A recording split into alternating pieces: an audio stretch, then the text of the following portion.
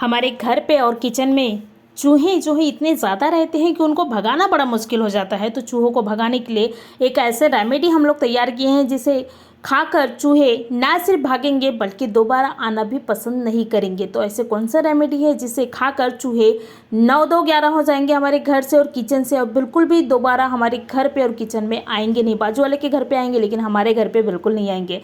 तो करेंगे क्या? सबसे पहले तो मैंने ये तरबूज ली हूँ। ये क्या किया है मेरे बच्चे ना ये पूरे तोड़ तोड़ के मतलब काट काट के इसको बाहर फेंक दिया था।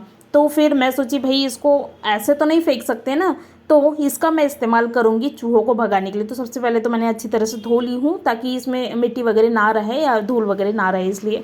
उसके बाद में क्या करेंगे, इसमें ही हम लोग डालेंगे ये गोली है, दवाई जिसे बोलते हैं। तो ये एक्सपायर हुई हुई दवाई है। क्या करते हैं हम लोग नॉर्मली ना ये दवाई एक्सपायर होने के बाद में फेंक देते हैं, लेकिन इसका आप इस्तेमाल कर सकते हैं चूहों को भगाने के लिए। तो ये एक्सपायर हुई हुई दवाई मैं लूँगी। तो ये दवाई ले लेना है एक, एक या दो, जो भी आप लेना चाहते हैं तो वो ले सकते हैं। अगर आपके पास में वो वाली दवाई है, मतलब कि जैसे पाउडर की फॉर्म में कर सकते हैं ये ऐसी वाली दवाई, तो ये भी ले सकते हैं। या फिर वो दाने वाली जो दवाई है ना वो भी ले सकते हैं। या फिर आपके पास में वो लिक्विड वाला दवाई है वो भी आप ले सकते हैं। कोई भी दवाई ले सकते हैं, बस एक्सपायर हुई हुई दवाई चाहिए। मतलब कि उसकी जो डेट रही थी वो एक्सपायर हो गई हुई डेट वाली दवाई जो है वो चाहिए।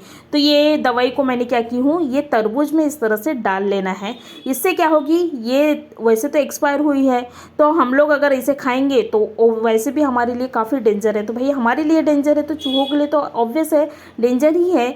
तो मैं क्या करूँगी, ये जो दवाई है एक्सपायर हुई दवाई, इसको मैं डाल दूँगी। ये देखिए इस तरह से तरबूज में। तरबूज क्या होता है ना, चूहों को बहुत ज़्यादा पसंद आती है। तो ये इसे खाएंगे तरबूज को, और ये साथ में गोली भी खाएंगे और टोटली मर जाएंगे। भागेंगे नहीं, सिर्फ मर जाएंगे। क्योंकि क्या होता है, चूहे इतने ज़्यादा रहते हैं कि उसको भगाना बड़ा मुश्किल हो जाता है। तो इससे क्या होगी, चूहे इतने आसानी से मरेंगे तो नहीं, लेकिन उनके पेट में कुछ गड़बड़ सी होगी, कुछ बेचैनी सी होगी, और वो चूहे ना यहाँ पर टिकेंगे नहीं, तुरंत ही भाग जाएंगे।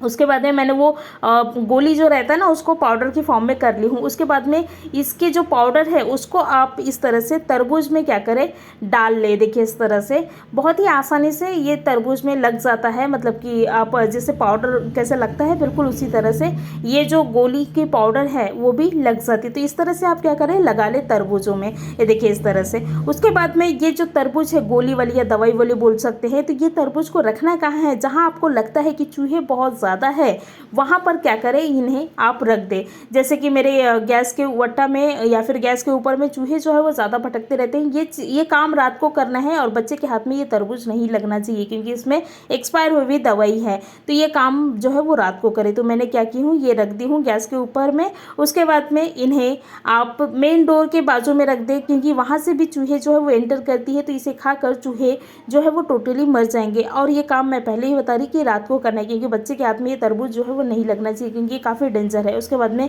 खिड़कियों में रख दे। क्या होता है, खिड़कियों से ही एंटर करते हैं चूहे। तो इसे क्या करें, आप खिड़कियों में देखिए इस तरह से रख दे। तो इस तरह से अगर आप रखोगे तो आपके घर से चूहे ना सिर्फ भागेंगे बल्कि दोबारा भी नहीं आएंगे। तो ये छोटे से उपाय लेकिन बहुत ज़्यादा काम के हैं। धन्यवाद।